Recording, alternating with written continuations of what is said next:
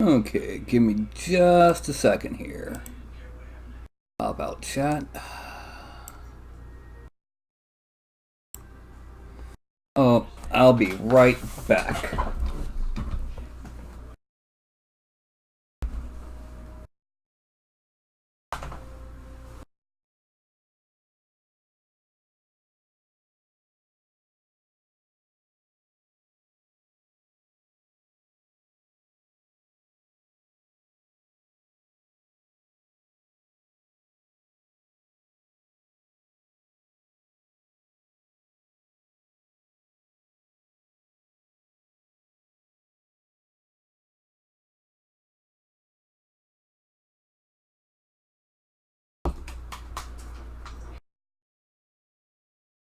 Okay, sorry about that. Had to take a brief step away from the computer. And, hello. Now, most of you are probably watching this after the fact. Kind of a giveaway, so don't forget the whole like, subscribe, bell icon thing. And we are going to have a sculpt tonight for a high elf arcane archer. Yes, an arcane archer. Now, the patron for whom I'm making the sculpt is not in chat yet, but will be. In fact, it's probably a good idea to go ahead and let people know that I am on.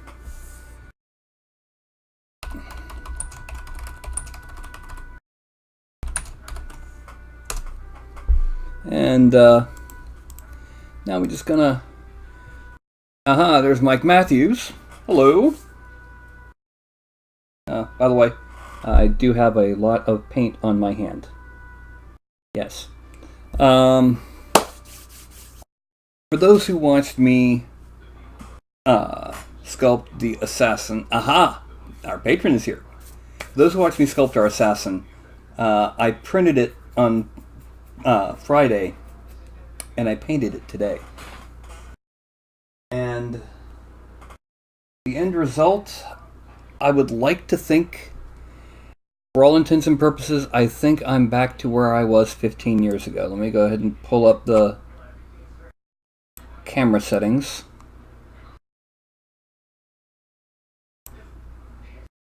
Now let me go ahead and zoom in.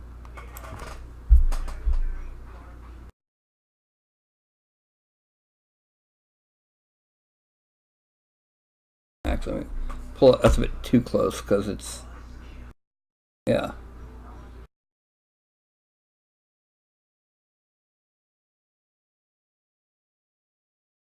Yeah.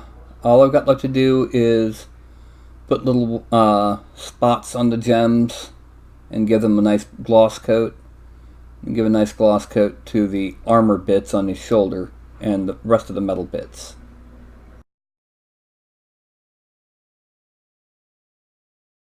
So yeah, I can clearly say that this is probably the figure, both sculpt and paint job, that I'm currently most proud of.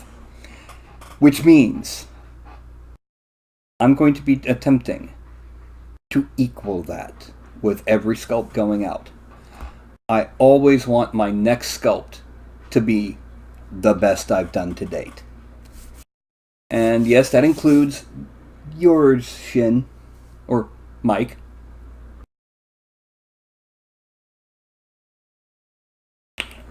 Now I'm going to need a couple questions for you. First, alright, we know he's an elf. Male or female? Second, what kind of culture? Medieval European, Celtic, Native American, Asian, Tolkien style elven. You know, by that I mean the Peter Jackson movies, the way they looked. Something more like a Warhammer High Elf, which is, you know, robes and hauberk. Third, does he wear armor? You know, leather, maybe a little bit of light chain, I don't know. Fourth, does he have what weapons does he have besides his bow?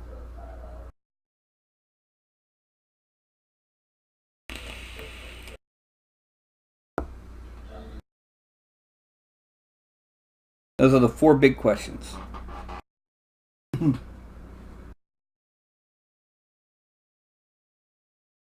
Okay, light chain, which basically means a chain shirt. No full hauberk.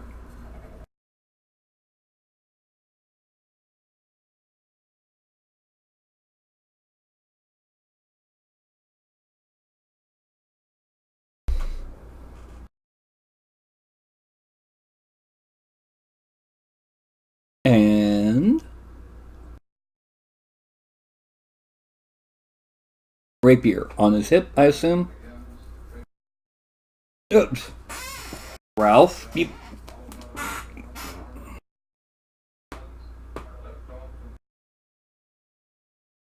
Rapier and shield? A rather bizarre combo. What style of shield? Are we talking like buckler, like was actually used with a rapier, or are we talking like kite shield on his back?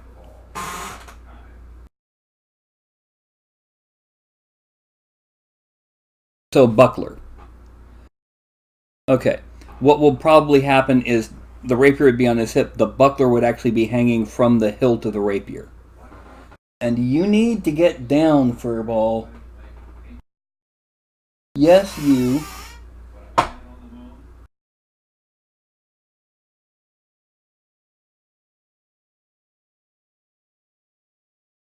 Someone wants snuggles.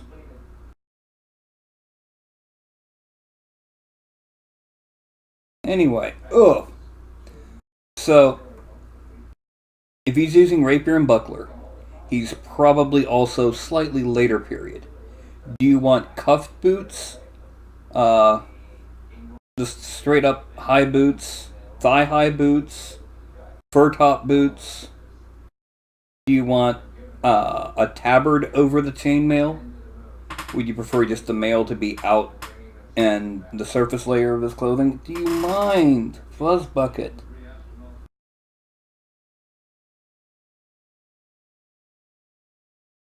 Get a load of him.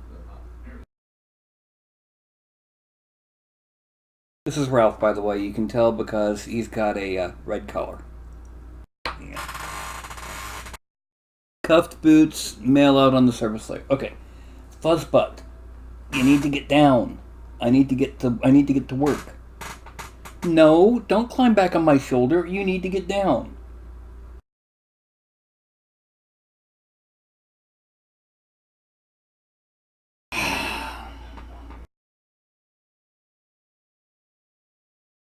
Yes, I know you love me. I know you like snuggles. But I've got to be going back and forth and reaching. I can't do that with you on my shoulder. You understand? Yeah, my other 2 are also. Alright, Ralph, you gotta get off my shoulder.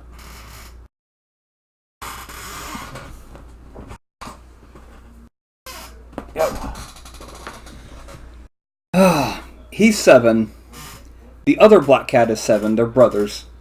And my white cat is 13, and she's asleep on the laundry. The other black cat is Carlton, and he's right over there. Anyway. So, the next thing we're going to do is we're going to go ahead and we're going to switch to Daz Studio. Now, what I did here was I created my own custom geometry figure. This is the base geometry I sculpt from. And just to show you, this is the rather mediocre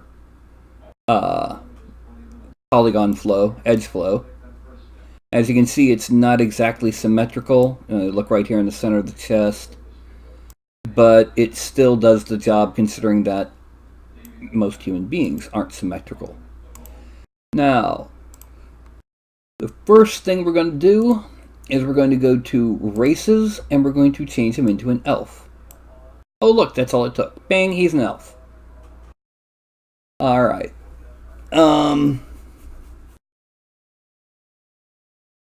Alright, now with chain shirt, there's a few ways to handle it. One is sleeveless, but hangs down to the level of a tunic, which would be just below the crotch. The other would be to the waist, but it has sleeves to the elbows. And the third would be basically a tank top that goes to the waist. Which way do you want to handle it? No. And here's Carlton.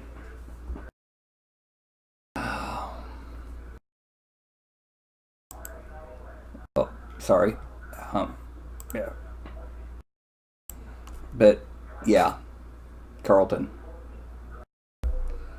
Okay, so you want sleeveless but hangs below the belt. Okay. I gotta put you down, little buddy. Get on down. Good boy. Alright. Sorry about that. Now, the next thing is, what kind of bow do you have? Now, by this I mean the Welsh longbow was just simply a curve, a parenthesis. But there were other forms of longbow that weren't. For example, there was the recurve, which has a significant curve in it. There is, what are called, the self bow is one piece. There's compound bows where it's multiple materials stacked on top of each other. And do you want the bow to be extremely ornate, or just like a long, slender bow with just some decoration near the handle?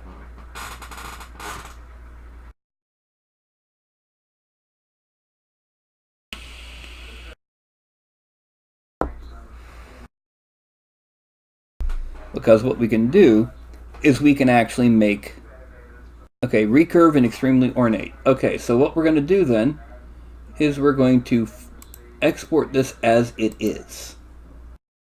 And we're going to take this from Broadcast Miniatures to Patreon Miniatures New, and we're going to Arcane Archer. We're going to call this ZZ Base Bod. Accept. We're then going to the prop folder. We're going to pull out one of the bows that I have already. And this is the first one. This is a crude bow. This is just for getting scale and so. And no, that doesn't even look good as a scale setting.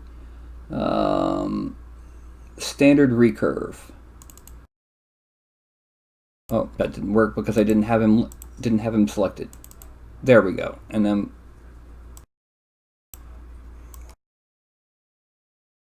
what we're going to do is we're going to hide him and export the bow. ZZ Base Bow. The reason being is because we're going to create a new bow. And it'll go in that hand. And we're doing this in 3D Studio Max. File, import, meshes, free sculpt minis, Patreon, new, Arcane Archer. First load in the body, import, and just to make things easier, object color,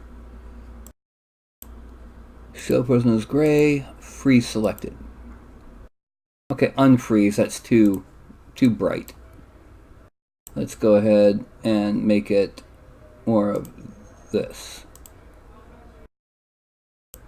Yeah, that's better. We can still see it clearly, but it's not too bright. Now, file, import, ZZ Base Bow. Okay, now, that is how the bow ends up. We're going to go hide frozen objects there. We're also going to take this and make it not white. We're going to make it kind of a dusty purple. Again, we can see it clearly, but it's not in the way. Actually, let's unhide, hide unselected, freeze selected. Oh, unfreeze by hit, and then select it again. I forgot to turn off show frozen in gray. Reselected. There we go. Now I can't click on it. But what I can do is I can start working on making the enchanted version. Now you see what I mean by the recurve. It comes forward and then back.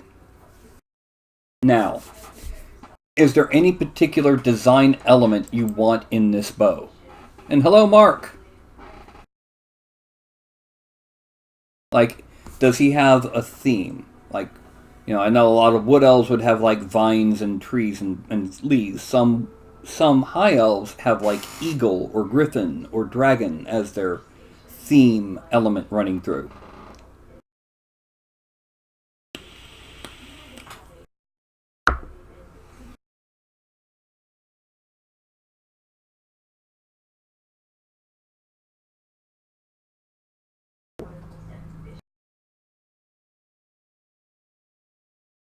I'm waiting on the answer. I'll make his handle. The way we do this is a simple cylinder. And center it there. Make it the same size.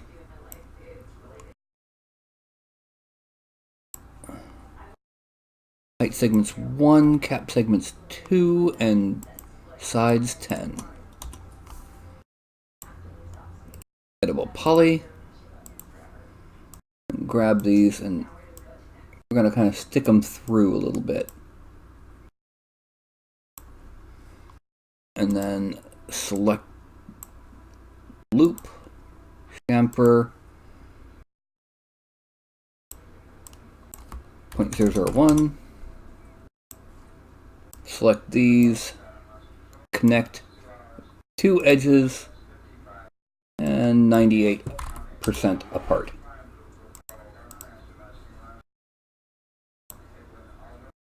Now this will be bright blue. Nice smooth once, twice. Collapse all. Griffin theme. Okay. Then what we will do is the bow will be shaped like a recurved wing. How does that sound? Like if you held it flat, it'd be like two wings coming out.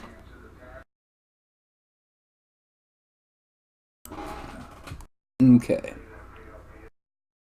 We're going to start then with a box. Well, first let's unfreeze this. Because what we need to do now is move this to there. And then we're going to rotate 45 degrees. F12, 45. Okay. Now we refreeze this. Okay, what we're going to do is we're going to make a box. This box is actually going to be about like that.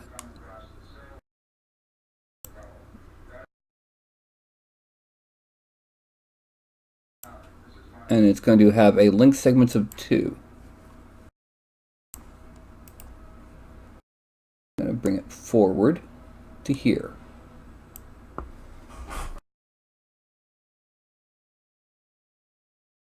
Also going to convert it in edible poly.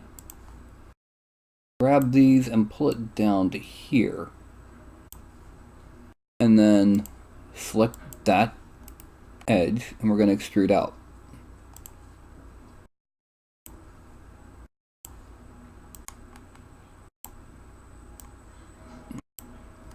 Okay, now connect there, and what we're going to do is we're going to kind of put this in mostly in place.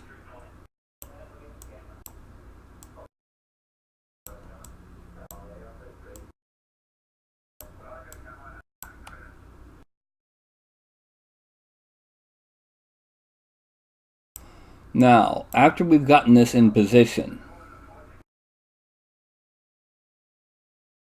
what kind of pose will you want him to be in? Because, you know, we're talking about Do you want him like holding the bow, actually shooting the bow, that sort of thing?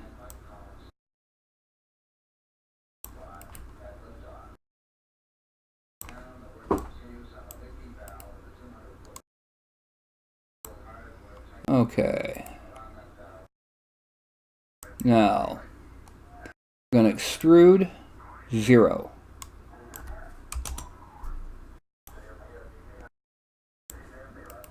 And we're going to bring it forward, and then we're going to scale it. Relative screen -100. What that does, that bends it like that. Actually, let's go ahead and rotate it a little bit more. We get more of an end result. And then extrude out about to there.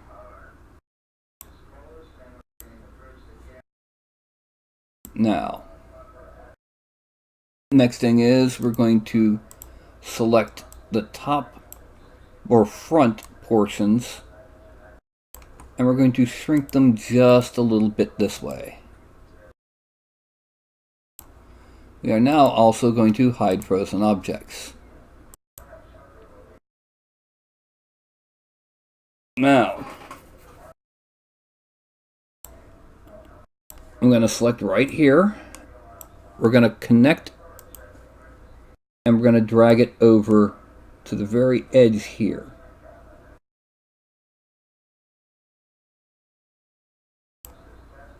Okay. Then we're going to select the following edges.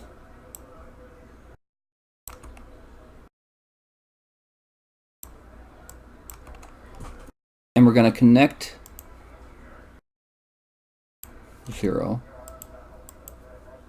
2. No, that doesn't work. Okay, I see what I got to do. We're simply going to select all of these edges here and deselect these.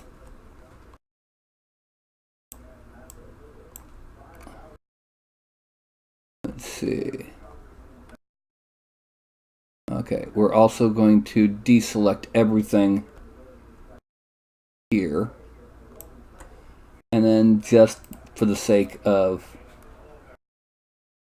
clarification, there we go. Oh. Okay, we're now going to chamfer 0.001. We are then going to start welding some of these points, like those 4. We're going to weld them into 2 points. Down here, you see how it's split into a triangle shape? Well, we're going to take these corners of the triangle and weld them. Now, I hit smoothing groups 1. And then I hit mesh smooth 1, 2.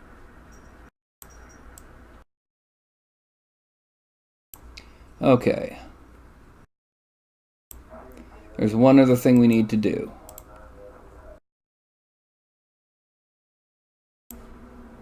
I need to grab here, and I need to move it away. Like here. Because what that will do, it'll smooth out that end. And in fact, now we can take both of these. It'll give us more of a flow to it. Okay. Now, this is currently at an X, which is, you can see it down here at the very bottom, of 13.269. So we need to move this to 13.269. Okay. Now, we're going to take this, effect pivot only, centered object. We're then going to attach that, then select the entirety of that and detach it. What that does is that just a real quick way of making sure this has the same center point. We now mirror it and copy. This is going, we then hit reset transform, and oh look, you notice how over here it turned black? That's because of how mirroring is done. It's not actually reconstructed in a mirror image, it just scaled a negative 100%, which basically turns it inside out. And now we have our basic shape that we need. We're going to be doing the detailing in ZBrush to give it like the feathery look, etc. And so now we take it and we're going to rotate it 45 degrees. This way. Oh, that'll help. 45 degrees. Unhide all. Unfreeze all. Delete that bow. Now you can see it looks a little bit thicker than the other one did. That's just simply because we're going to be turning it into a wing. Okay, so select this file, export selected, wavefront OBJ, or it used to be called wavefront OBJ. The OBJ format used to be from alias wavefront, which is originally the people who made Maya. We're going to replace Z-Base Bow with this. It looks similar to the previous one, but it's got a wider area down here that we can turn into those wings. So now we file, import, and Patreon Minis, new Arcane Archer, Z-Base Bow. And we parent it to the hand. Alright. So, aiming up. Okay, a kneeling figure, it's going to be very difficult to have the rapier and buckler on him. What about having the rapier stuck into the ground on the base with the buckler hanging from it? How does that sound?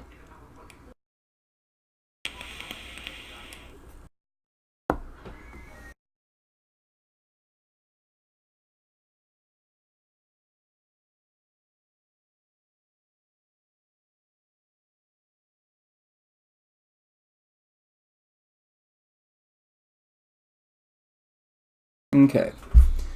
Now, I will say, kneeling is a difficult thing to do because of the fact that this doesn't have normal human proportions. Alright. Now, we're going to bend the hips forward just a little and tilt him to the side just a little that way. And make things a little bit easier.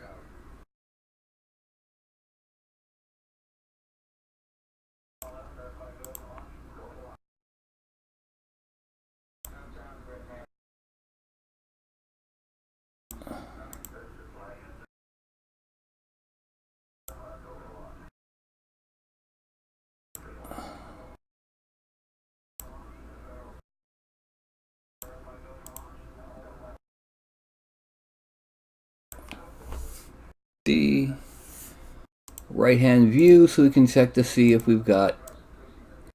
Okay. We're going to bend the foot forward.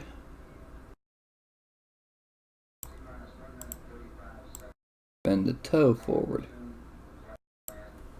Control D to drop him again. And because his foot's a little bit far. Okay, so now we can unbend this a little. Yeah. Now we go to the front view. And we're going to have to rotate the foot.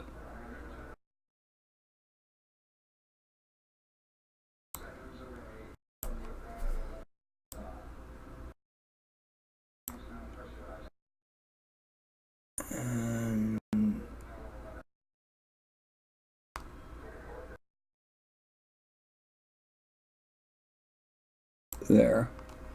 Control D to drop, and we're going to unbend that a little bit more.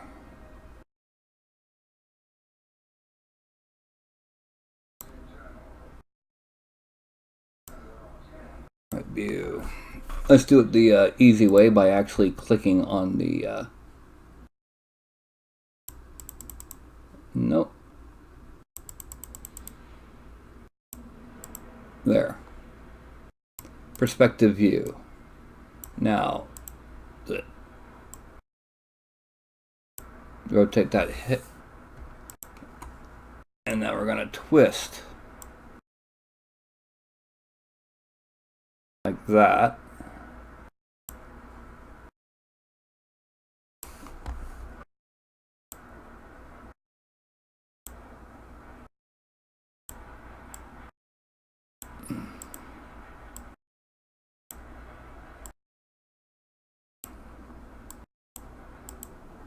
And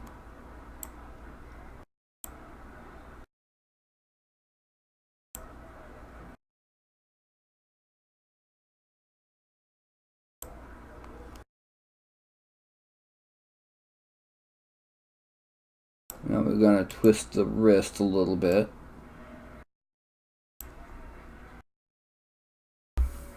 We're also going to bend the arm a little. Really and truly what we need to do is to get the arm pose proper.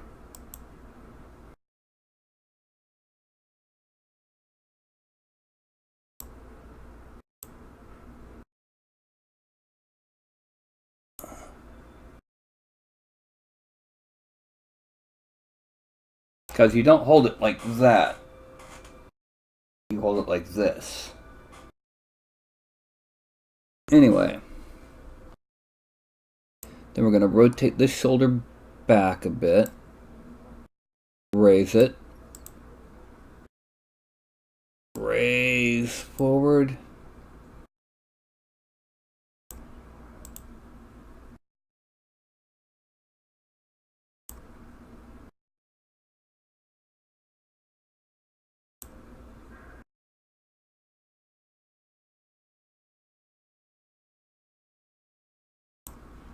Of course, we have to cheat a little bit. For example, we can't give it the actual positioning for the hand. Simply because if we did, then you'd never get to the face. The face could never be painted or printed. So instead, what we're doing is we're going to kind of pull it. Oh, I forgot to do one last thing. We don't want this bending side to side. Arms don't bend that way.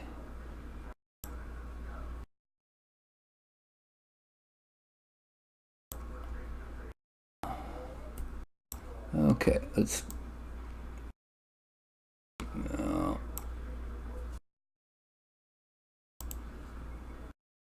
unbend it a bit, and then we're going to bend the arm, the hand in.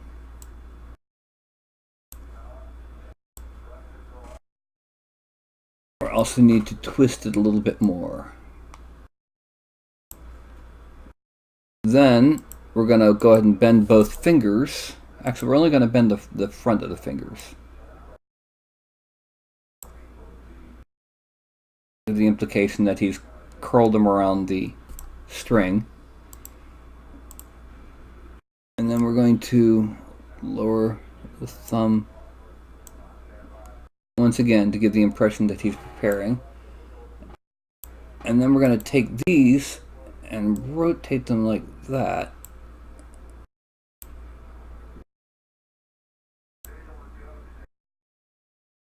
And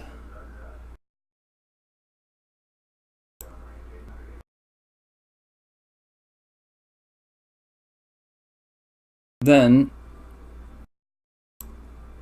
we lean the head back a bit. Back this way a little.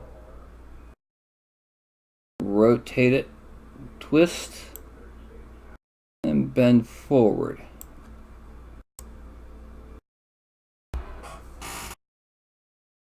I can actually bring that arm in a little bit more. rotate this hand. There we go. Basically, is that the pose that you were looking for?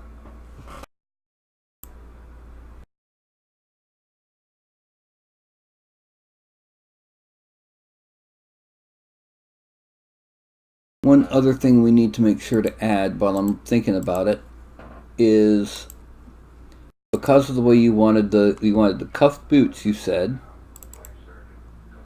and we wanted that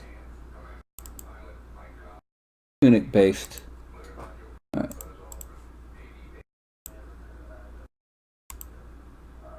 Okay, the right thigh is twisted 0, the left thigh is twisted 38.57, so the left thigh of this is twisted negative 38.57. There. That works a lot better.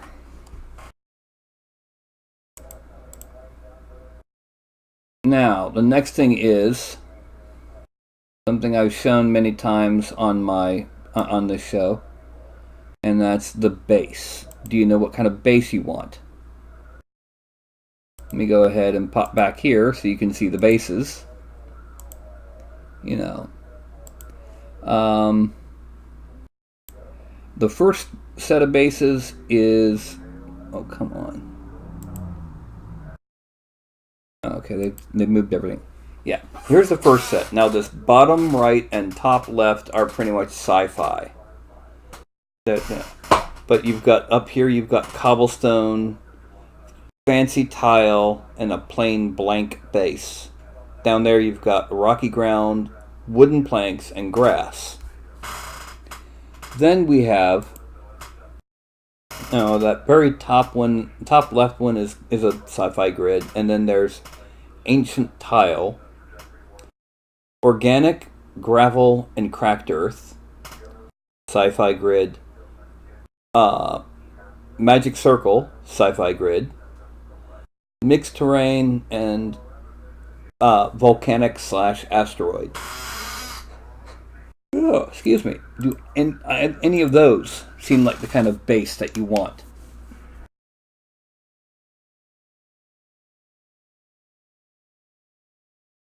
Just to give you an idea, this is how this base is using the tile.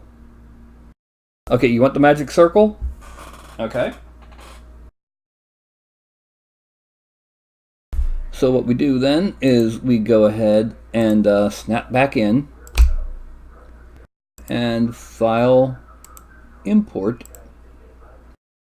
bases, magic circle. Now we go to the front view and we lower the base until the feet are just barely within, partially within it, but within it. Then we go to the right view and we see he's pretty much covering the base. His legs are about as far apart as you can be and still be on that base. But it's in the right position. Ugh. Do you have any preferences on his facial expression? Because that's what really gives character. Is he just, the grim line concentrating? Is he cocky with one eyebrow up? Is he yelling into the wind as he shoots?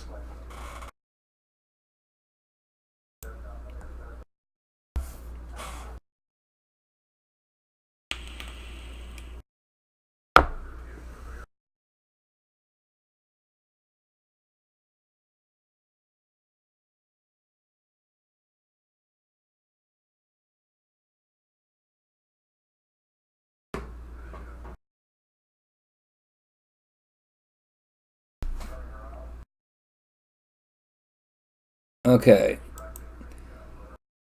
The way we handle that is we kind of close that. Opposite. Okay, it'd be opposite. Yeah. Eyebrow up. Maybe twist it just a little bit, just to give it a bit of attitude. And then this brow down, just to simulate being closed. And we're also going to close the mouth just a little bit, just to make sure that it stays as a closed mouth. Okay. That is just the base geometry. So what we're going to do is we're going to, the way this program works is when you export, it exports everything currently visible as a single thing. We don't want that. We want to have these separate in ZBrush so that we can sculpt on them separately until, no, Ralph. No. Get down. I'm going to sculpt on them separately so we can, before we fuse them all together. The more layers there are of things to sculpt on, the more intricate you can get with them. So we're going to start off, File, Export, AA Body, Accept. Oh. File, Export, AA Bow. Hide this. File, Export, AA Boots, Accept. File, Export, AA Base, Accept. And File, Export, AA Kilt, Accept. And now ZBrush. And pardon me while I have the hiccups again. We're going to start off by importing Arcane Archer body. Click Edit. And before I do anything else, there's a couple areas where I've got some flaws from how I ended up rigging this thing. So I'm going to drop this down to 8, and we're going to smooth. Actually, let's 22. We're going to smooth out these areas.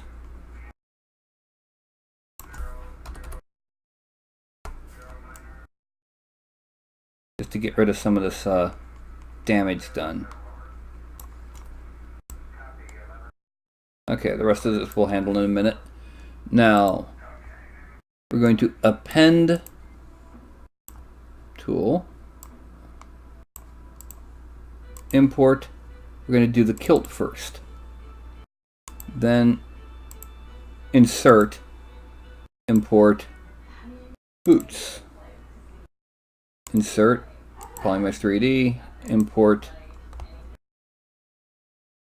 bow, insert Polymesh 3D, import base. And here we have, it's currently done. Now what we're going to do is we're going to hide everything except for the kilt. The body, we're going to go ahead and take care of what we need to here, and that's going to involve breaking out the tablet, the Wacom. By the way, this is how I store my stylus. Got a little Green Lantern stylus holder that I made, and I don't even remember what I used as the basis for it. Alright.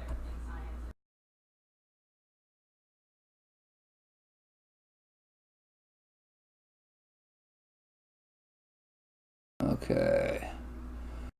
Frame out. Now what we're going to do is we're going to go ahead and we're going to give him a little bit more jaw, because when I made this way back when, I did not give him enough jaw on the elf morph. So the end result is it ends up looking weak.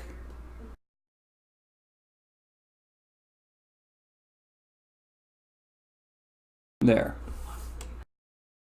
Now, we go to geometry. We subdivide until he's at 1.4 million. And then Dynamesh 768.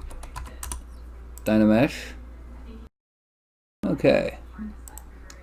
What Dynamesh does is it, well, basically, when you Dynamesh something, you are making it fused into a single surface where the quads, the rectangular polygons, are evenly distributed. Now, need this up a bit more. One more. Delete lower. Dynamesh is 768. Dynamesh. Okay. Now, before we do anything else, we're going to use the move tool here.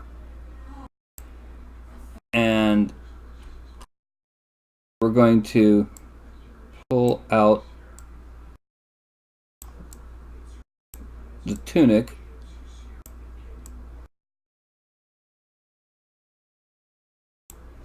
Just to kind of pull this up this way. We're going to grab this and pull it up this way.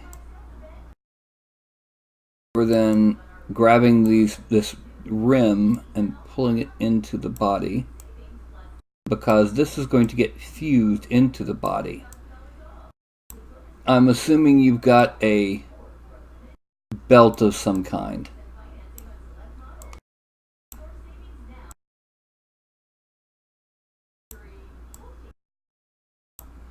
Okay. Now, we got a subtool, go back to the body, and we go down to where it says merge. Merge down, always okay. Now, I'm going to hold down Control and then click and drag. Under normal circumstances, that gets rid of any mask, but there was no mask, and it was Dynameshed, so it re-Dynameshed. Now I'm going to come here and smooth out where it meets the body.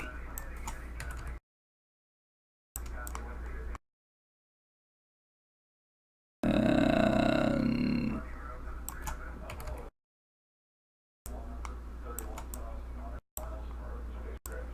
okay.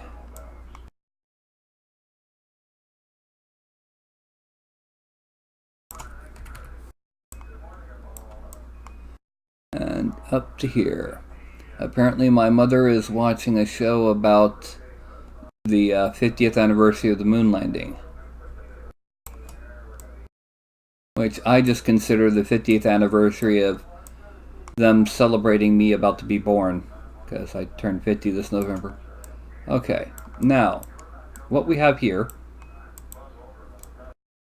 that is going to be the tunic under the chainmail. We now have to make the chainmail, and we're going to do this. We're going to hide the hand.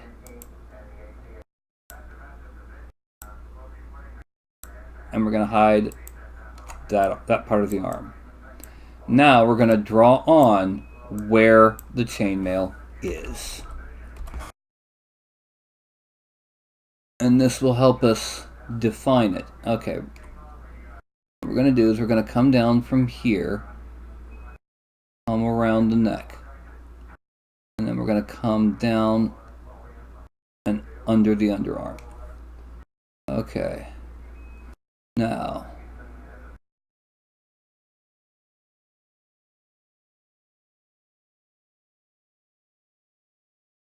so there.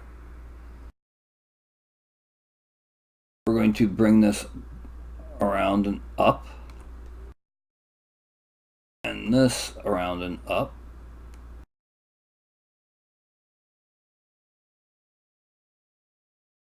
And bring it to there.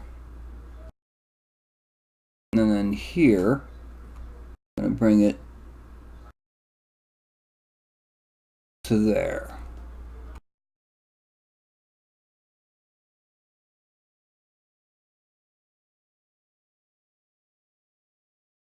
And we're going to come around.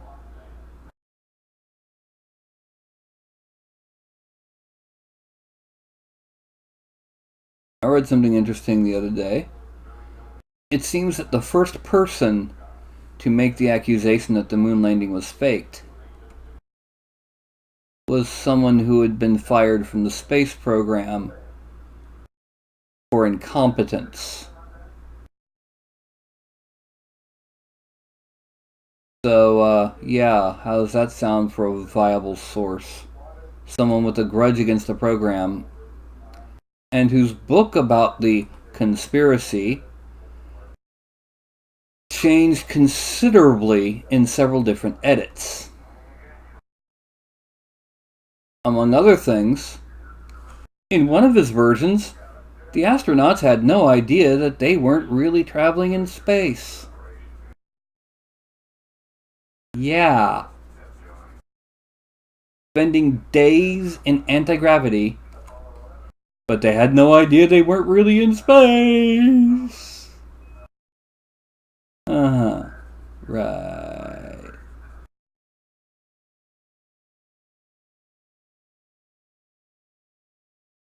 So, yeah. I'm of the opinion that anyone in this day and age, when GPS satellites are what allows your tablet and computer to know where you are and even which cell phone tower to bounce off of, um, yeah, if you still believe that we don't go into space or that the Earth is flat or any of that nonsense, just stop using the fruits of the labors of the people that you were saying did not exist or did not do what they say they did, because you don't deserve to. If you are honestly claiming that the Earth is flat, that we never got into space, all of that nonsense, yeah, just never use a phone or a computer, because obviously they can't exist, because obviously we don't go into space. And supposedly the US government is hushing it all up. Even scientists in Russia, China, and everywhere else in the world are responding to the US government, even in countries that hate the US. Nope. Nope, nope, nope, nope, nope. That's beyond ridiculous.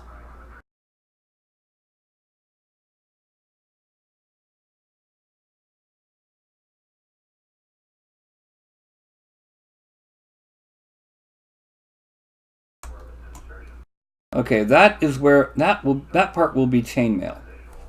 Now, what we're going to do is we're going to extract it at 0.02, accept, draw, and then we're going to export this. Export. Let's make this ZZ kilt. Like ZZ top, but not, you know. And then we're going to import it in here.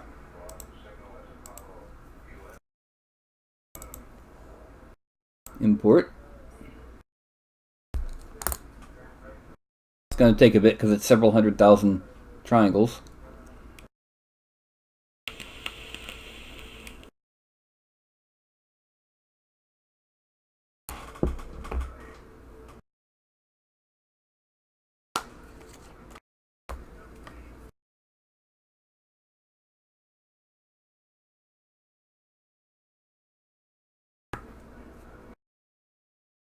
I'm also of the opinion that anyone that uses the phrase "wake up sheeple" is someone who has bought into somebody else's bullshit and thinks they're part of something, and it makes them feel good more and feel important to know something that you didn't do your research on.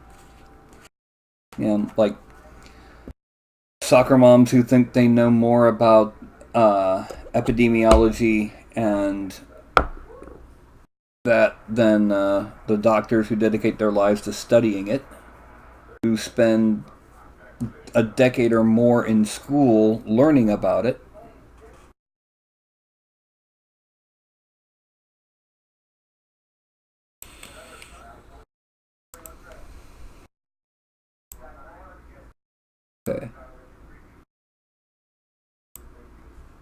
Alright, so what we're going to do now is we're going to cut out the outermost layer of these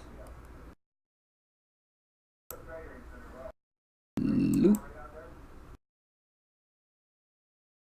split. Okay, now up here at the neck. Here. Loop. Here. Split.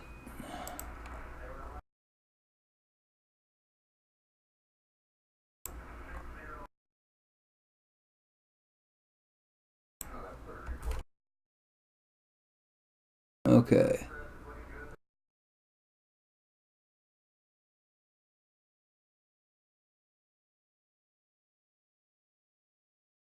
Alright.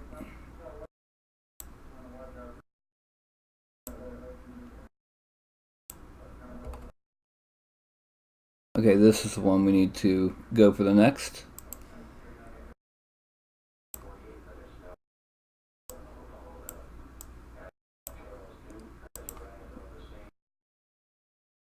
Click there, loop, split, and now I go down to the bottom. Click there, loop, and split. Okay, now I click on the inner portion. What did I fit? Come on, what did I miss?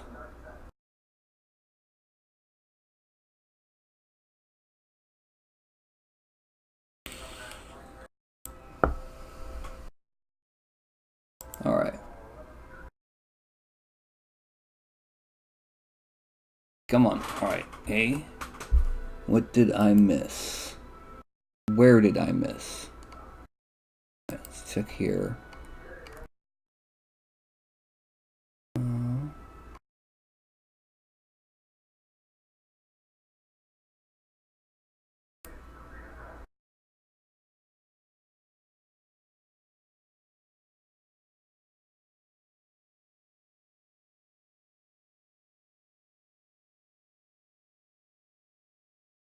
Okay.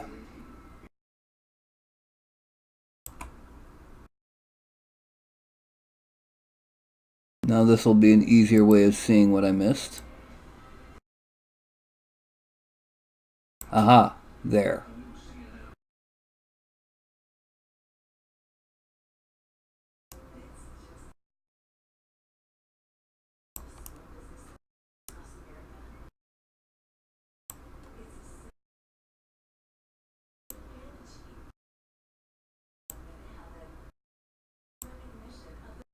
I know what I'll do. I'll just do it this way. Select this, ring, delete. Now, what happens when I click here? Yes, it only selected the inside. There we go. Now delete. Now, what I've done is I basically made it a paper-thin, unrealistic, never gonna be that thin version, which is what I need. Now I'm gonna file export this back. Yes, export. Done. Now go back to ZBrush, and I'm going to import that.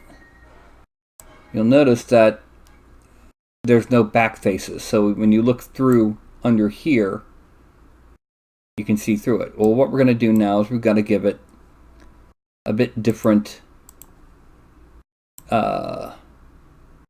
structure. So we're going to Z remeasure. We're going to half, because right now it's 124,000 points, 700,000 triangle. Oh, that's total.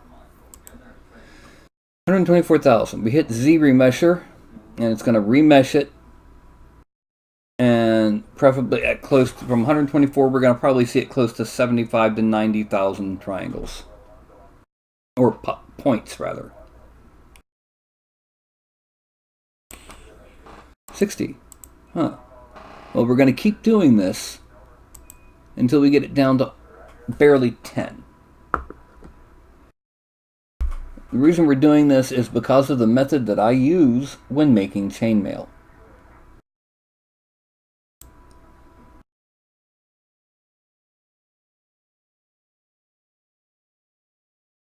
We're going to do it one more time. There we go, that's good enough. Now what we're going to do is we're going down to Modify Topology, close holes. Okay, now export ZZKilt, yes. Now we're going to open up UV Mapper. UV Layout is what it's called. Load, Sculpt Minis, Patreon, New, Arcane Archer, ZZKilt. Not to be confused with ZZ Top. And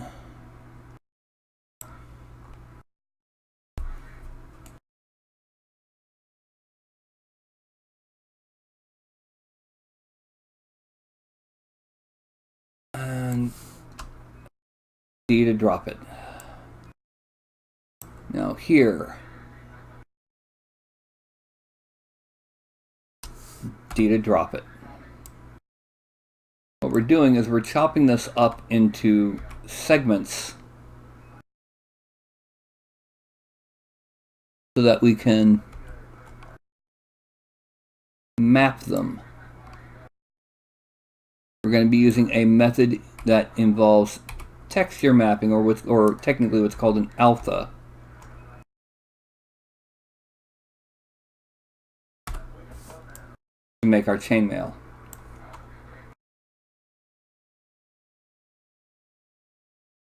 Now, we hit home, and once again we have this, but what we're going to do now is we're going to split it front to back. Make little cuts here.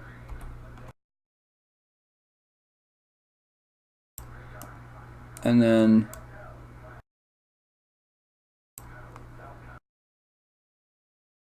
there and here. We hit enter, we hit D to drop, D to drop. We now go to UV layout looking version. We hit F, it gives a brief flatten, then we select them all, optimize, run for 10. And it's going to sit there and flatten them all. Now the two main chunks, we might need to do a different technique of flattening. Especially, okay, it's opening out. Good.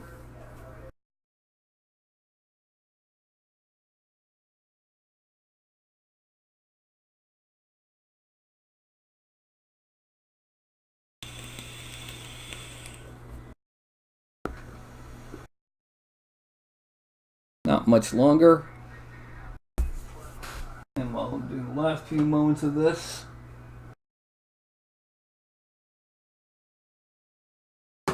and it's done. No, Carlton. Now, what we're going to do, we're going to orient these upright. Actually, this one's slightly angled. Then we're going down to Move, Scale, Rotate, and we're clicking Aligned Axes, although this is probably hidden by my head. Okay, now, I'm going to close that. We go close Optimize, go to Pack, Best, and Pack All. Okay. Now, we go to Edit Auto Fit. That gives us a little bit more gap around it. And then Save All. Save. Dismiss. And then we're going to import ZZKilt again. And just to show, we can separate them by whether it's the actual kilt, or the mail I should say, or what's not, the caps. So we go to Geometry. We're now going to subdivide this into a couple million. Okay. frame. Now we go to surface noise. We click on UV alpha. And we're going to select male alpha. Okay. Basic noise to 0. We're going to increase the strength just to see, and you can see that's a bit too large. So we're going to start shrinking this down, probably close to around 0.3. Right. Alpha scale to 0.3, not magnify.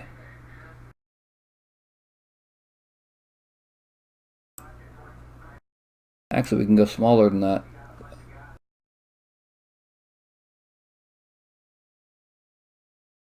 Let's make that 0.22.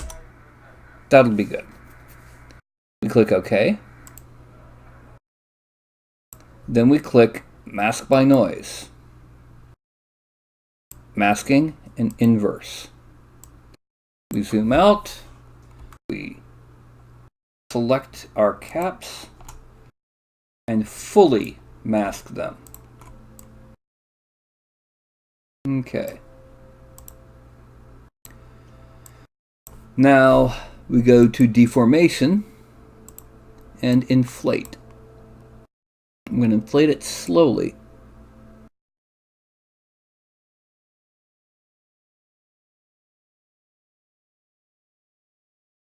Okay.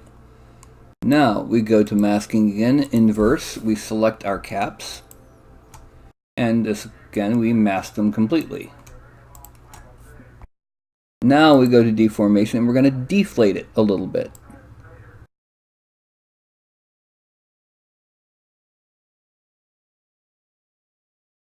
Not that much. -2, -3, yeah. We're going to deselect and we're going to inflate the whole thing just a little bit. And there is our chainmail.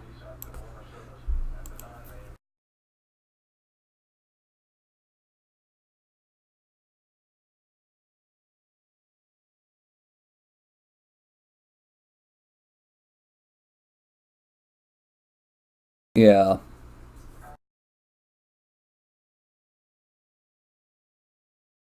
Anyway, yeah, so that's the that's your chain shirt.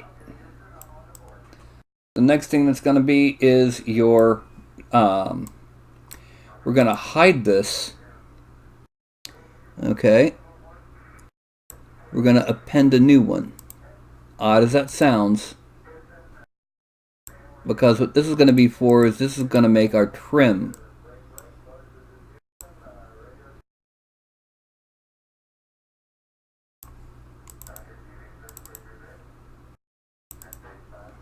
Alright, and what we're going to do is we're going to once again, geometry, subdivide it to about there, delete lower. We're going to select our caps and select and mask the entirety. Then we're going to shrink geometry, go to masking, and we're going to click grow mask a few times and sharpen mask a few times. And we're going to do it again until what's masked would be good for trim on the mail, like the leather wraps around the end of the mail to keep it from catching on your environment and that. No, we're going to dynamesh it first to make sure it's all even. Just about it one more time. Dynamesh 768, dynamesh. Okay, and one more subdivision.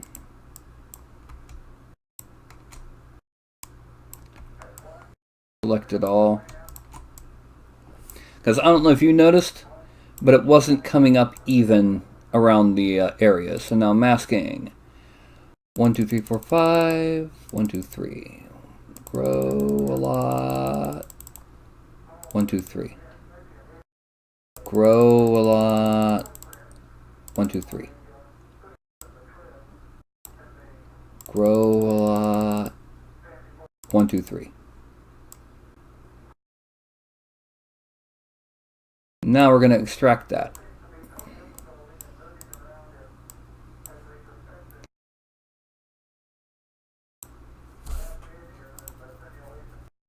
And perfect.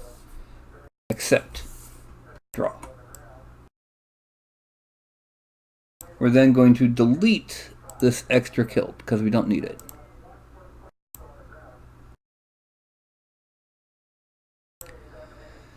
Now, the next thing is further clothing. Obviously, he's going to have a belt. We already know he's got a tunic. Now, does he have a... I would not recommend the baggy sleeve tunic. But does he have a short sleeve tunic or a long sleeve tunic?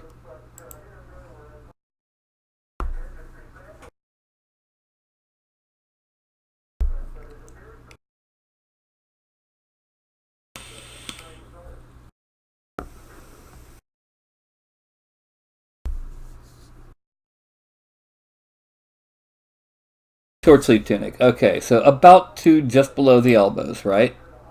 I'm going to hide these. Now, you notice that it's still masked. We want to get rid of that mask. We're also going to hide the hand again.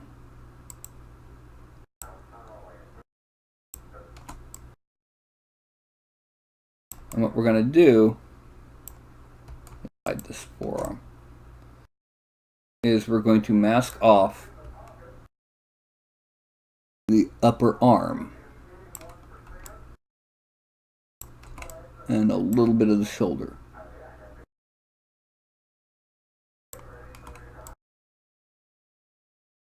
Okay.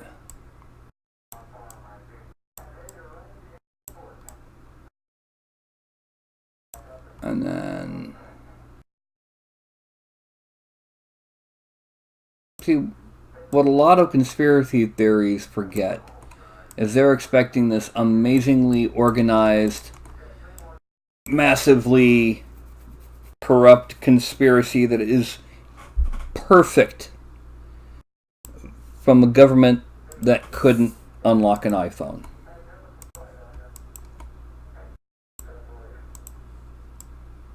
Okay. Because of the positioning of the tunic and trim, we do not need to blend in those sleeves to the torso. Now, does he have bracers? And if he has bracers, does he only have a bracer on the bow arm? You know, protect against the string.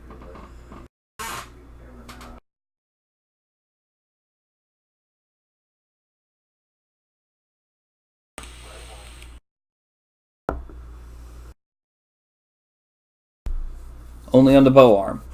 Okay, so do you want the seam for the bracer to be on the outside so that you've got a large flat panel on the inside? Does that make sense to you?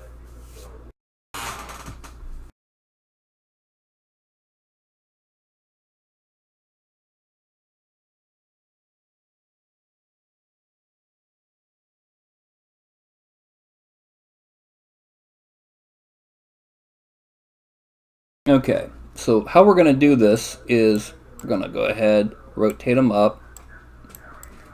We're going to hide the sleeves. We're going to add on the mask for where the bracer will be.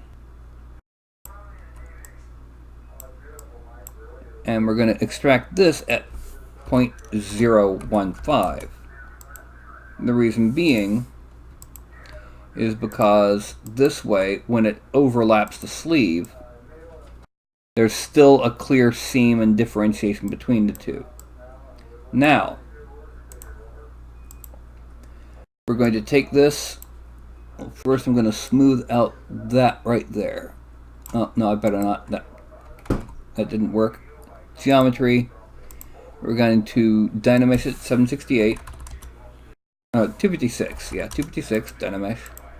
Then subdivide it a few times. Lightbox, brush, and we're going for stitch 2.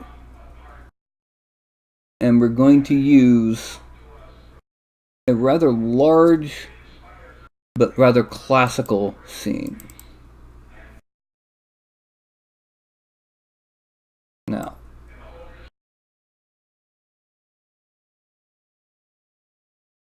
no, that's too small. That won't show.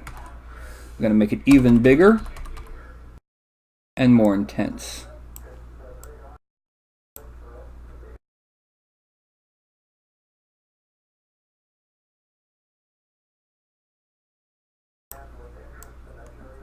And that will be clearly visible when it's printed. We're going to now go back to a standard size brush, or standard brush, shrink it down. I'm going to go over this just a little bit because it was poking out just a bit too much. Now, we're going to use a more standard seam brush, also at 20. And I believe it'll be this way. Yeah.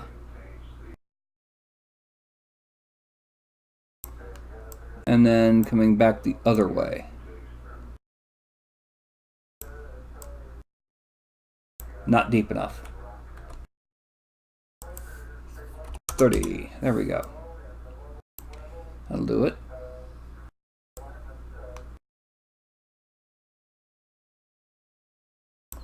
There. And then here.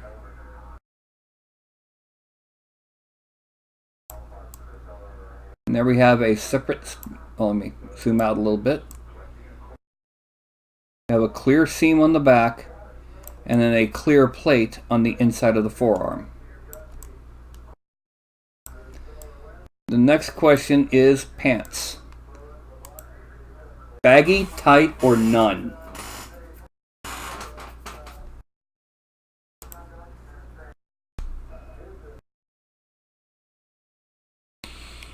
We're going to be adding a belt, and I'm thinking a pouch and a potion would be good to kind of emphasize the more magey aspect. So baggy, slim, or no pants? Is that his bare legs? Baggy. Okay. So to handle that, we go to clay buildup and we switch to a round alpha. Make it a bit bigger. And here.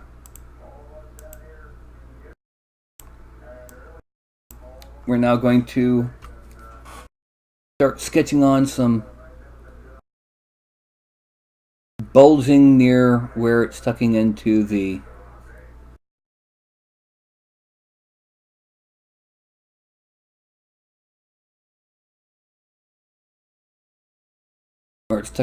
top of the boot.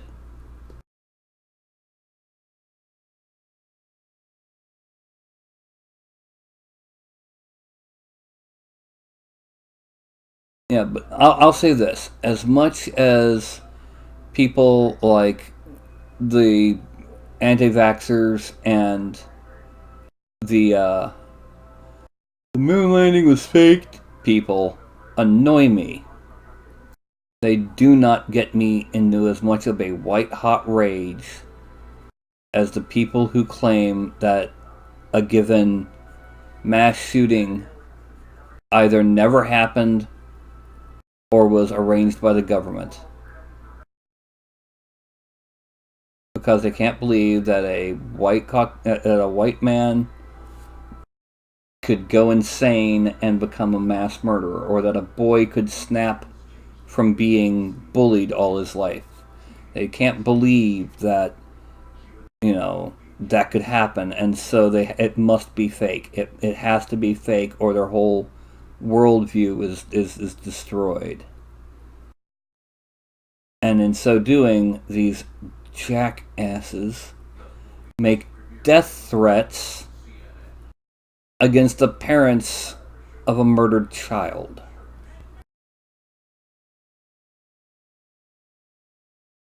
A young man spent months in the hospital at, I think it was Parkland, after holding a door shut to prevent the shooter from getting in. and he was shot 6 times protecting his classmates. And these jackasses sent him death threats.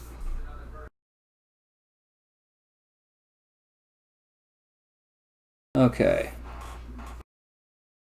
Now, we'll come back and do the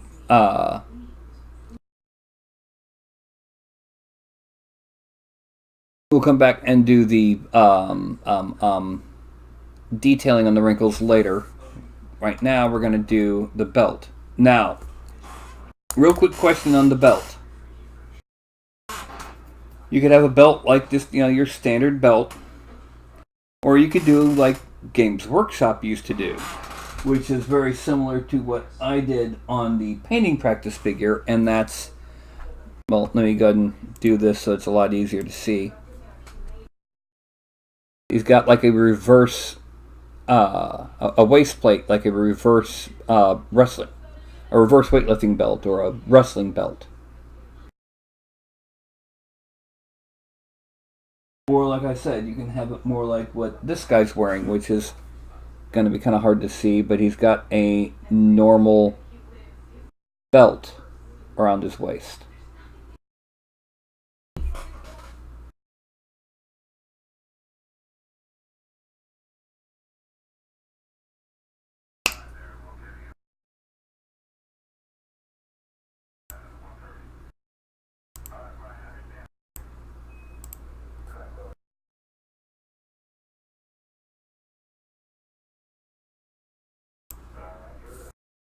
So, regular belt or waist plate like a reverse weightlifter belt.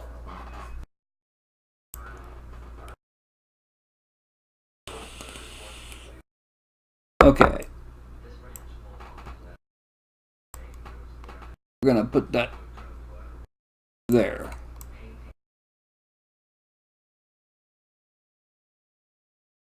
No.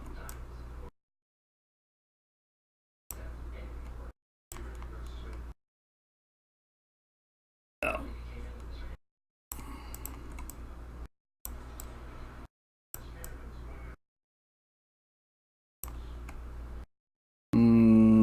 Okay.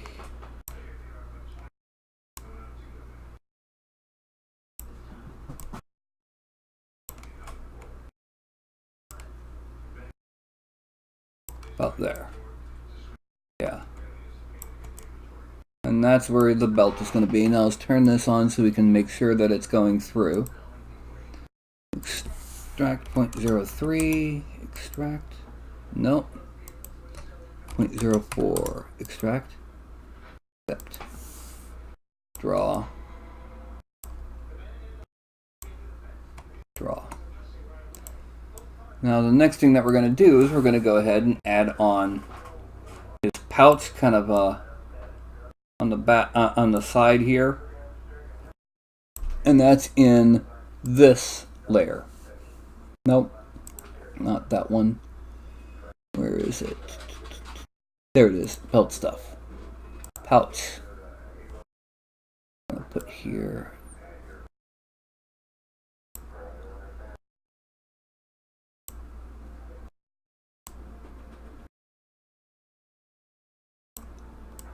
And bring it in a little bit. That's the pouch. Yeah, that's good for the pouch. We're going to then split unmasked parts because we need to have that be dynameshed. And then we go back. Now potion. We're going to have the potion be right here.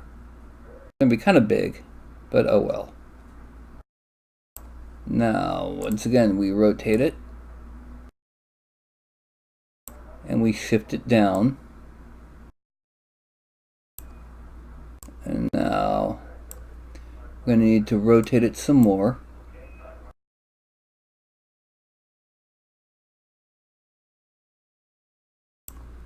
And then shift it out.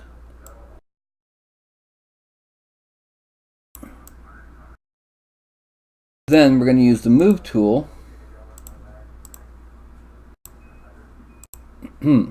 Move tool, make it bigger, and pull this under the belt. Okay. And once again, we're going to split unmasked parts. We're then going to merge down these two just for the sake of going to geometry and subdividing them both a few times. Delete lower.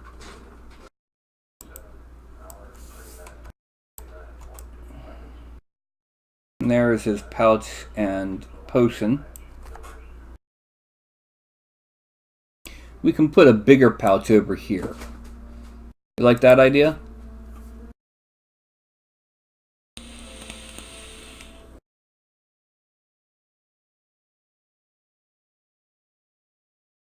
Or maybe a bag. Instead of a pouch, just a straight up bag.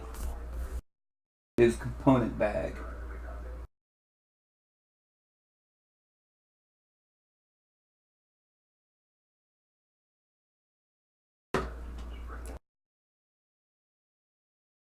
Well, the quiver, what we would do... Okay, I see one thing I'm going to have to do with these sleeves. Select the sleeves. About that big. We've got to kind of drag this in. So that it's blending in completely inside that. Yeah. Okay, with the quiver, what we're going to do is we're going to come up here, insert Polymesh 3D. We're then going to import. We're going to back up to FreeSculpt, props. Alright.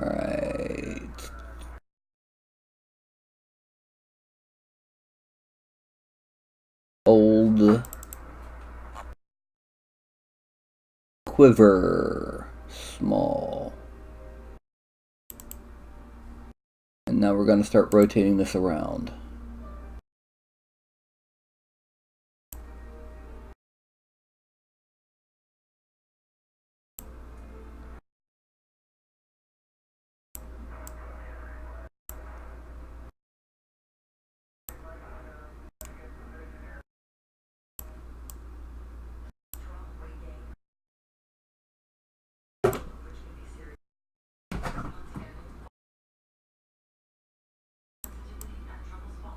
Yeah, let's do it this way.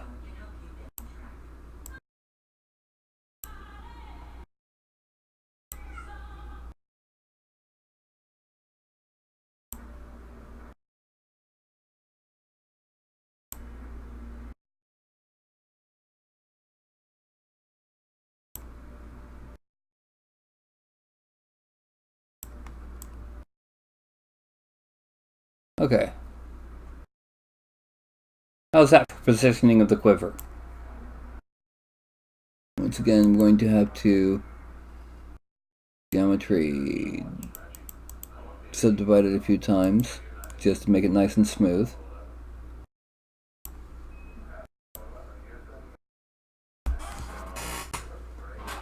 We can actually make that bigger.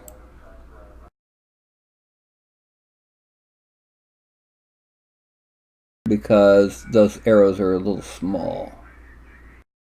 Okay, now I'm going to pull up a little bit this way, in a little bit this way, and then down again. And then we're going to rotate a little bit more because it's right now on the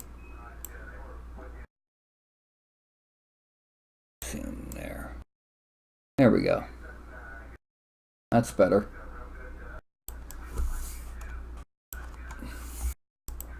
And then just to show what it currently looks like, the last bit of geometry we have to add before we can start playing around with detailing is we need to add what's going to be his hair. So, what hairstyle does he have?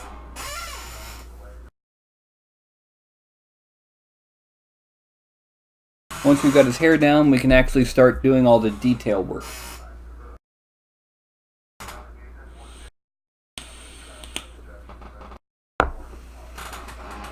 It does mean we're also going to be detailing the bow.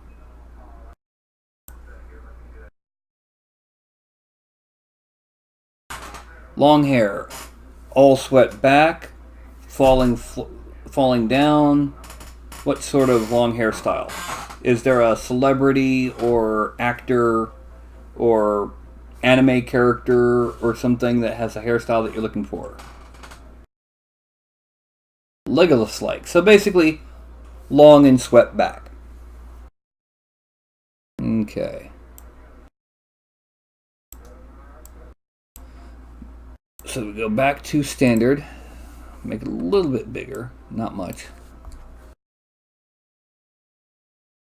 And what we're going to do is we're going to... Oh, it would help if I actually had selected our...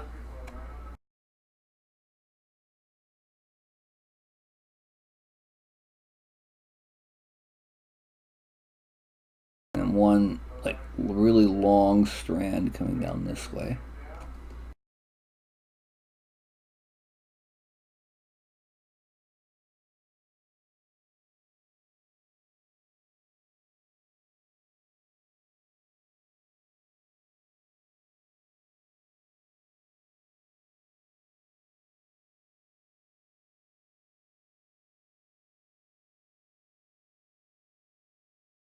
Okay, now we fill this in.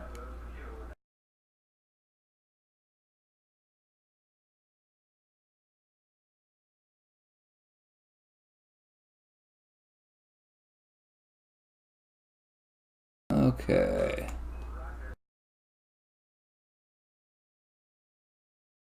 I also saw a meme somebody posted. Mommy, why isn't there a cure for cancer? Because the big medical people make more money off of paying off of us coming constantly into the hospital. And I was like, actually, it's more like because there's no one disease called cancer. They're all different with different causes, different treatments, different growth and metastasis, different rates of metastatizing.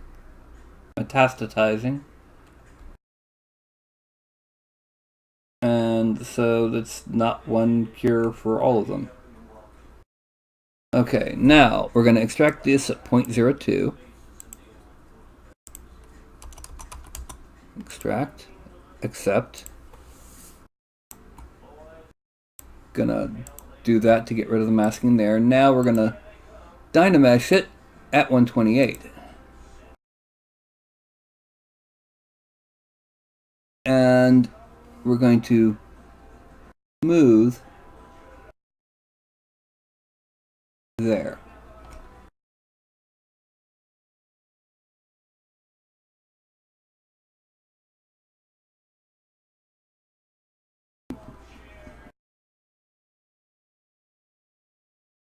Now I go back to clay buildup and I go down here to auto masking, backface mask. I subdivide it a few times, turn on transparency. And then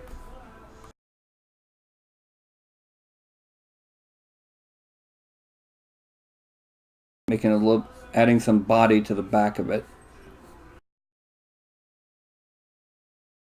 So we can then pull it down longer over the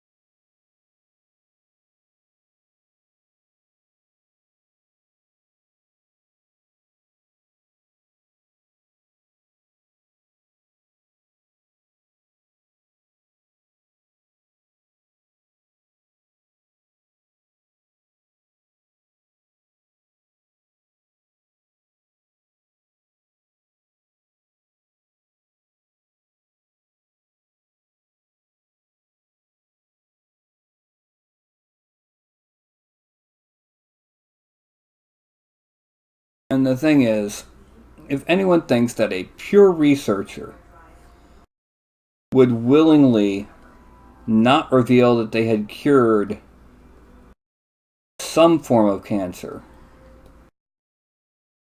and get that sweet, sweet Nobel Prize. Well, they don't know researchers. Okay. We have the base geometry for the hair now. That good enough for the hair for you? For the general shape?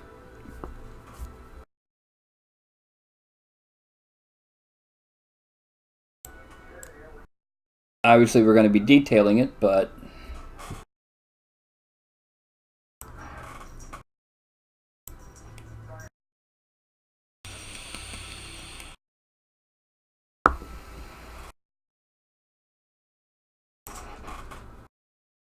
alright. Now, we're going to close this side here and divide it 2 more times. Delete lower. We're going to Dynamesh it 256. And yeah. Now what we're going to do next is we're going to decide where to start detailing first. And I'm thinking, let's start first with the bow. Because that's, you know, that's part of what's going to give him his whole look. And so we're going to subdivide it a few times, delete lower, Dynamesh at 768, and then there. Let's go ahead and hide everything but the bow, just to make it easier to work on.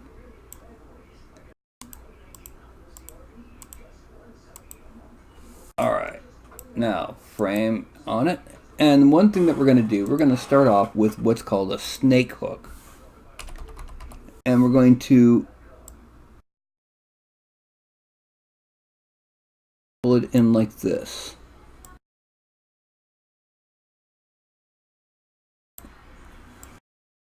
No, that didn't come out right.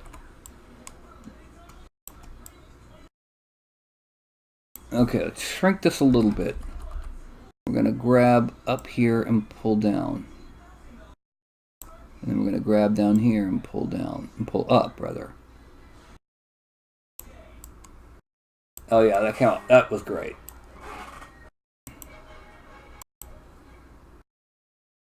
Now, we're going to pull to create the general positioning of feathers. Too big.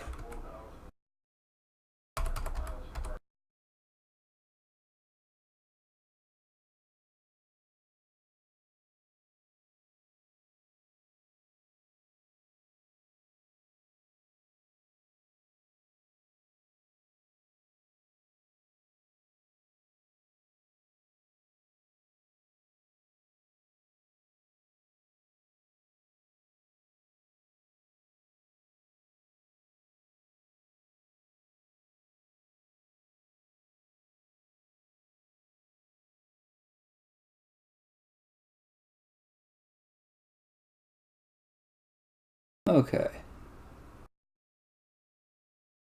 And coming here so we can see where we put all of these feathers on that side so we can put them in the same position down here.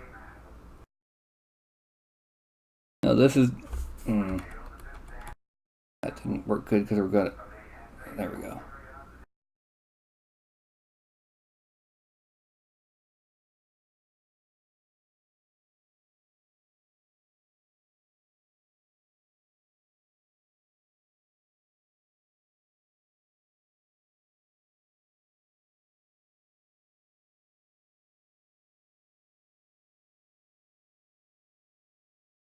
Okay.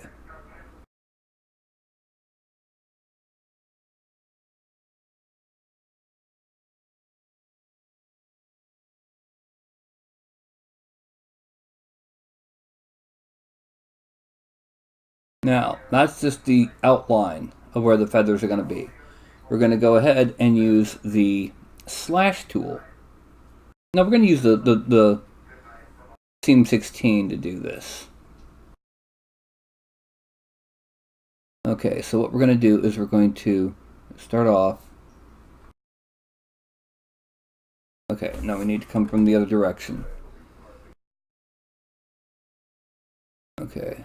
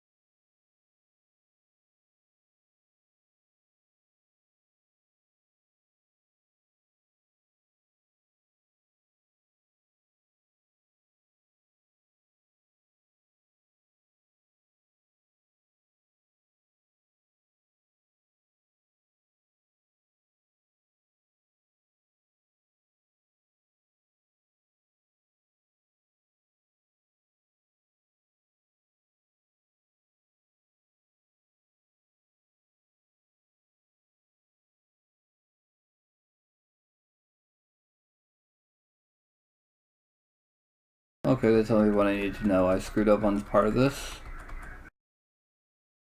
There we go.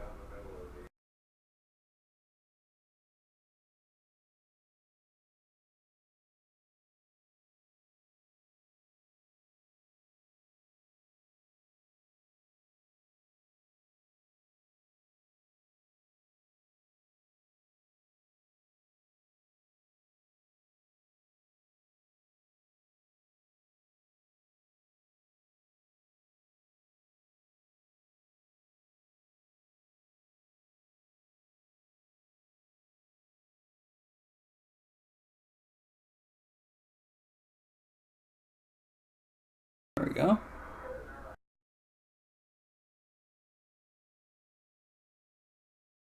We're going to come this way. And... oh, no. This way. No? Yeah, there we go.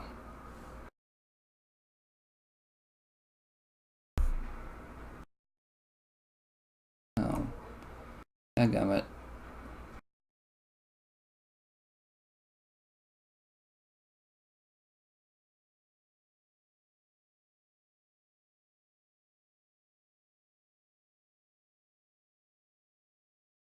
There we go.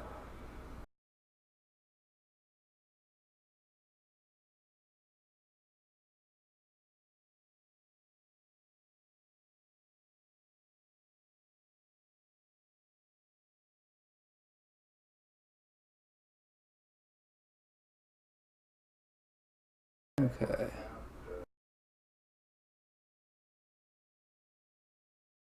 As you can see, it has that nice feathery look to it now. Let's go ahead and make this version, this one, this end. For this side.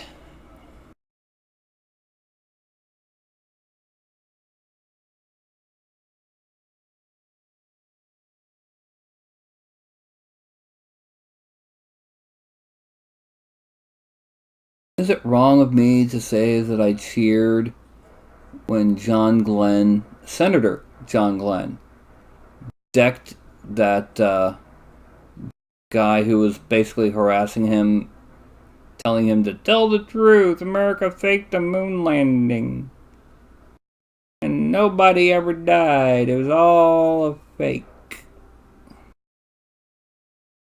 Because I'm pretty sure I probably would have decked him too.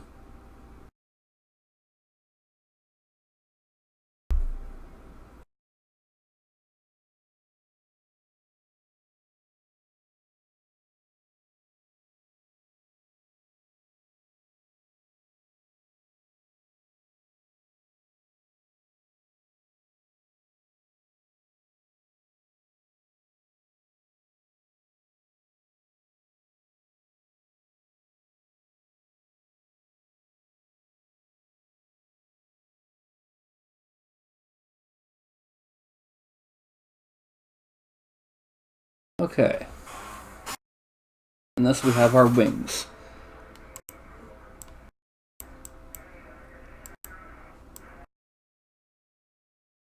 Now, one thing I'm going to add on, I don't know how you think about this, but I'm going to add on some gems onto the front.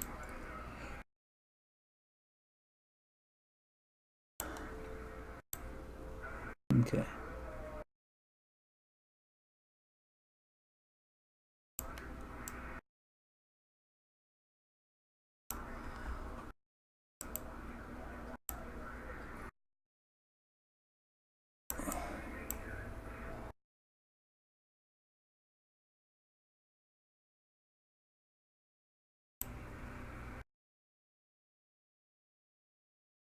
Split on those parts. There we go.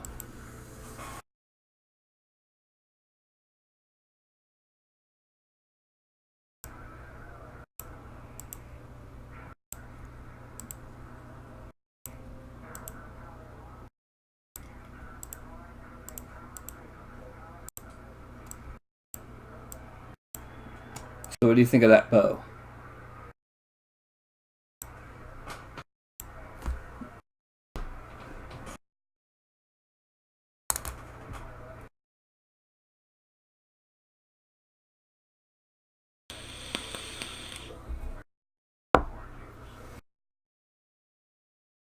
So we've got two Michaels and a Mark. That can be confusing. Okay. So now it's time to start doing the rest of the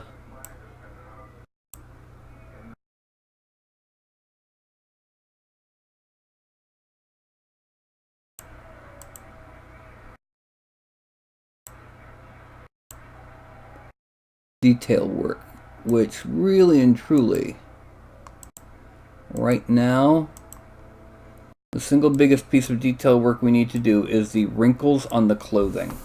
And then we go to the hands, and then we go to the hair.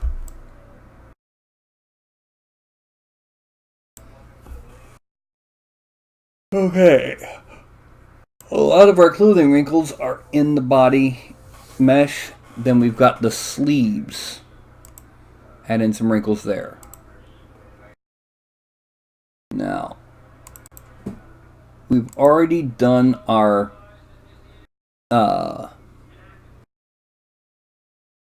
there it is.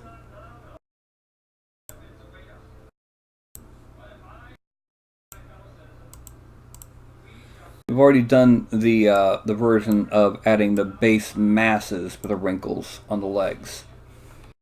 Shrink that down.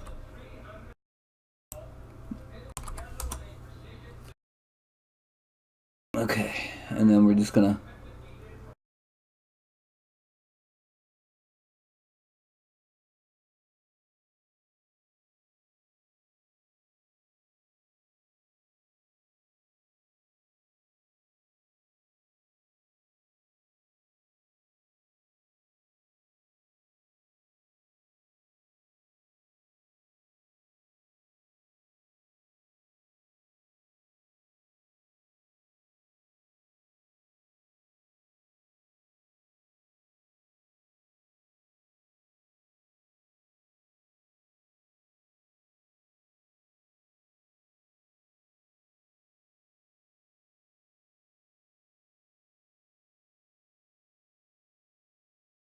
according to one version of that Psycho's Moon Landing Respect book, during the several days they were in space going to the moon, they supposedly were actually sitting in a hotel with hookers and blow. Yeah, the astronauts are sitting in a hotel with hookers and blow instead of being on their way to the moon.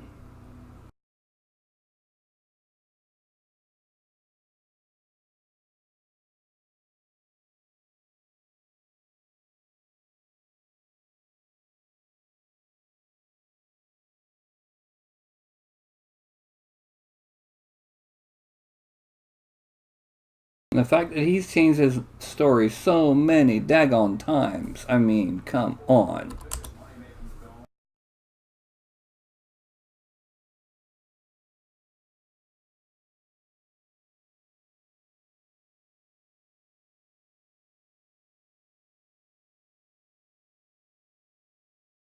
Yeah, it's also the anniversary of the release of uh, Raiders of the Lost Ark.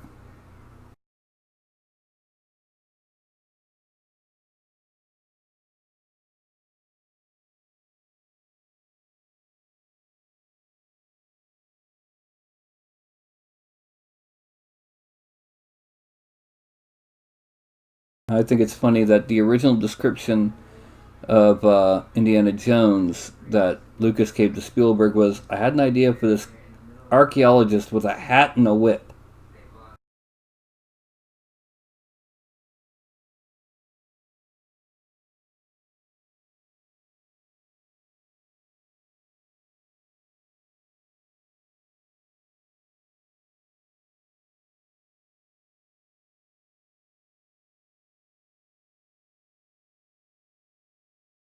Okay.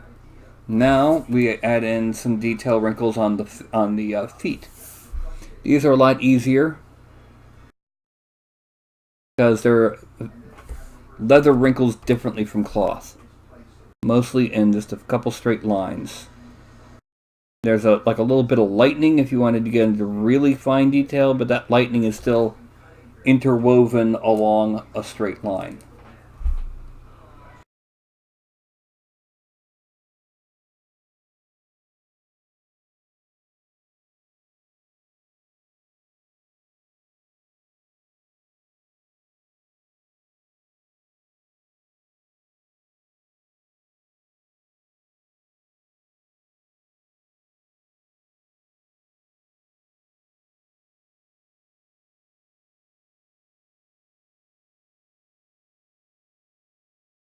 Okay, and then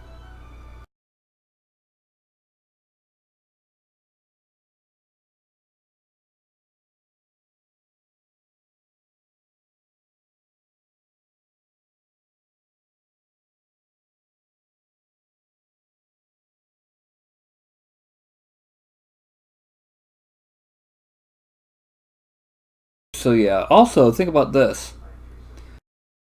People are complaining that Avengers Endgame being re-released is just a ploy to beat Avatar. Well, the thing to remember is number one, they're only 50 million behind Avatar. Number two, Avatar got to where they are on a re release. So, hey, all's fair in love and box office.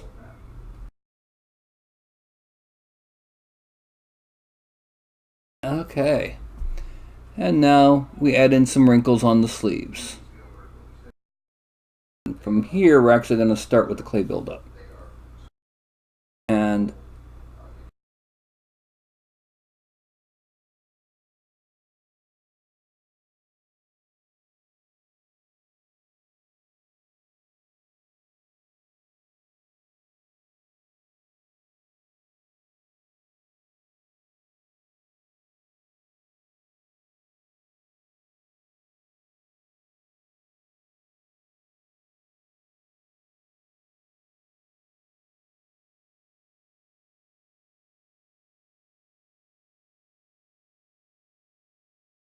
we're going to shrink this down a bit more to emphasize some of these wrinkles.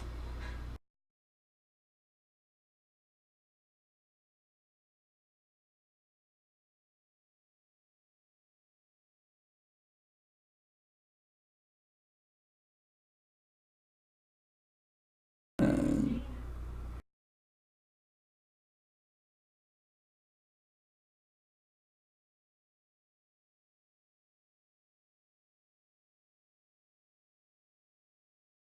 now we go to slash, and once again, we're going to focus our grooves for these wrinkles near the bottom of the wrinkles where they all kind of meet at the underarm.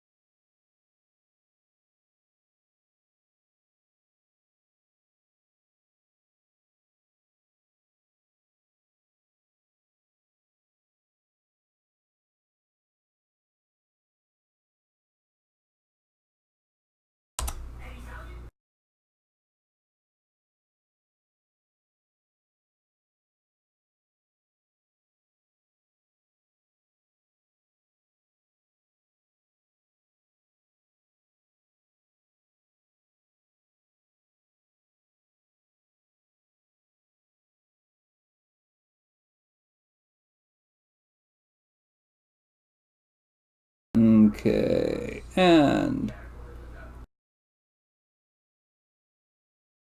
once this is done, all we have left to do is detail the hands and detail the hair.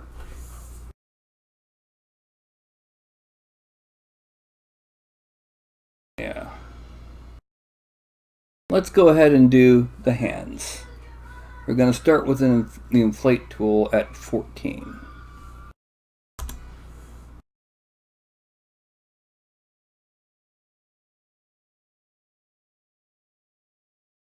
Now the reason I'm doing that is because wherever you last used a tool, ZBrush sees as the point to pivot around.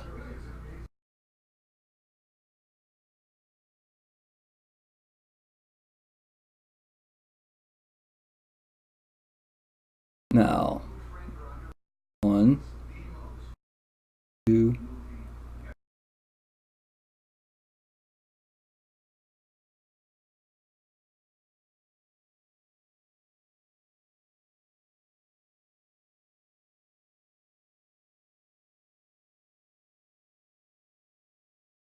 oh, yeah, it helps if I...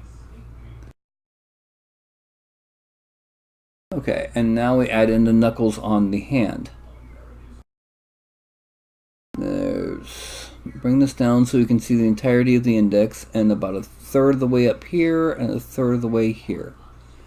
Now, middle finger is a little bit longer, ring finger same length, pinky a little bit shorter. Middle finger a little bit longer, ring finger the same length, pinky a little bit shorter. And then just a smooth across.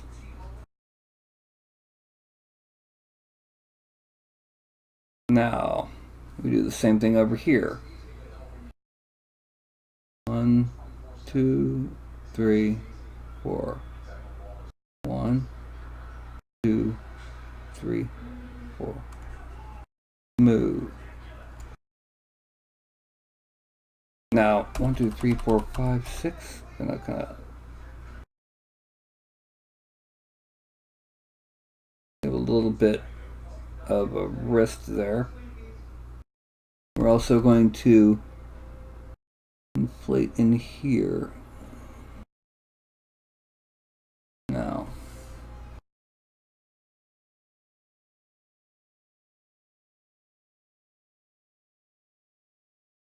knuckle, knuckle, knuckle, knuckle, knuckle, knuckle, and then we're going to smooth this out. And by that I mean we're going to do it a lot.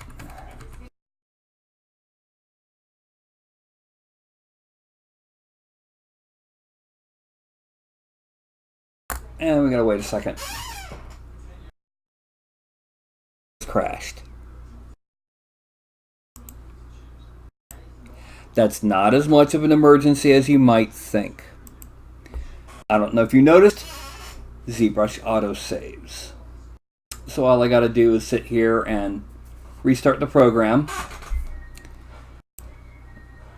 and load in. Oh, hell.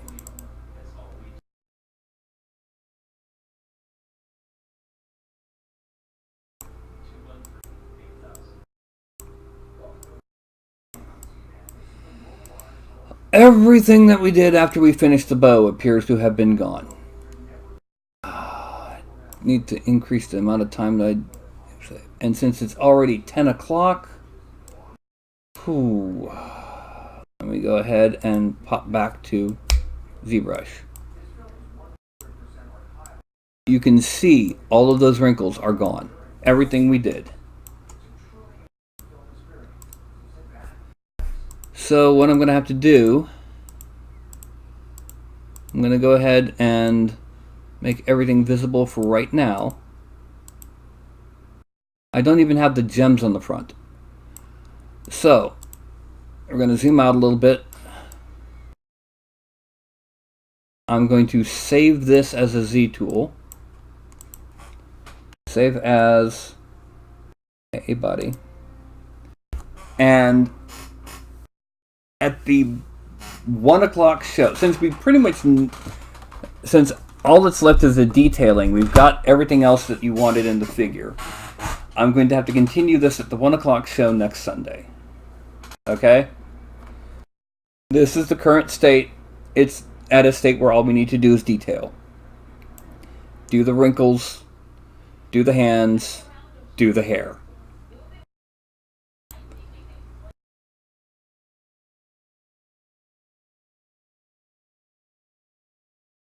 Yep. Again, it's not a big loss. The biggest work has been done. And ZBrush does autosave.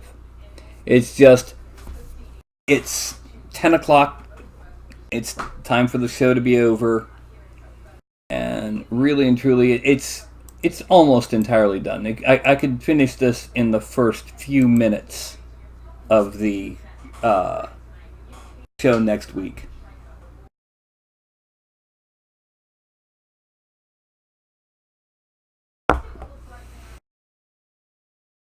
So, anyway, now, I showed this at the start of the show. I want to go ahead and show it again because I'm really proud of how it turned out.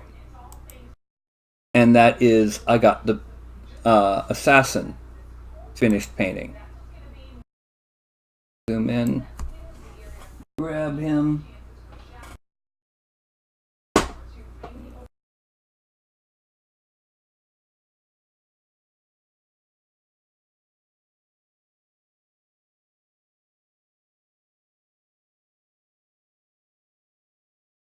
All I've got left to do is put little dots of white on the tops of the gems and put some gloss coat on some parts of it and dull coat on others.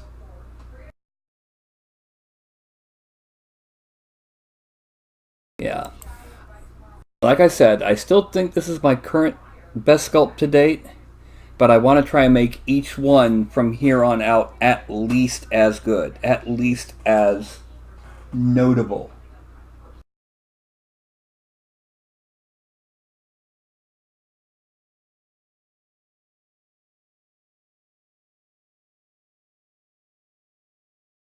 Yeah, that's something else I still have to add also. I have to make the buckler hanging on a rapier sticking out of the ground, probably at a very slight angle, and probably behind him, because it'd be easier that way. Because you don't want to focus on the sword in front of him, taken away from his pose and his head and face. You want it there, but not saying, "Hey, look at me!"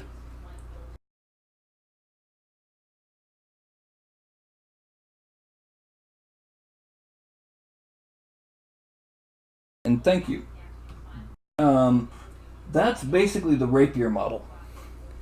I just added on some gems on the quillions and the pommel and did some carving on the handguard. But I mean, if you compare his sword with his sword, you can see it's a longer, thinner blade. So this is what's called an arming sword, and this is a rapier. And I have a fuzz butt. What are you doing, Ralph? Meh. Oh. So anyway, we're gonna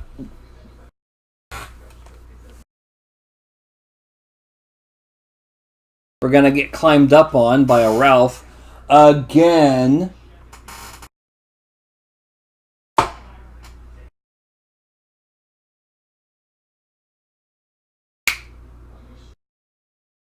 Yes.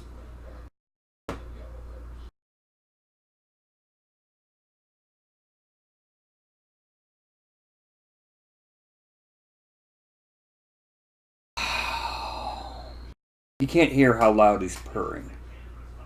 But anyway, what I'm going to do, I'm going to scoot forward since I can't lean forward. What I normally do on my on logging out is I hold up my hand right about here. I count down from 5 to 1. When I get to 1, I say something goofy and go ee. And after I do that, well, that just means that I know for a fact that okay, I've caught up to any lag. I've caught up to the 10-second delay that YouTube puts on things, and I can go ahead and log out and not interrupt anything. So, Buzzbutt, you gonna do this with me? Okay. So that's going to be 5, 4, 3, 2, 1. On Talk Like a Pirate Day, if you imitate Sheogorath, everyone thinks you're talking like a pirate. And of course it's true! You just talk about fishy sticks.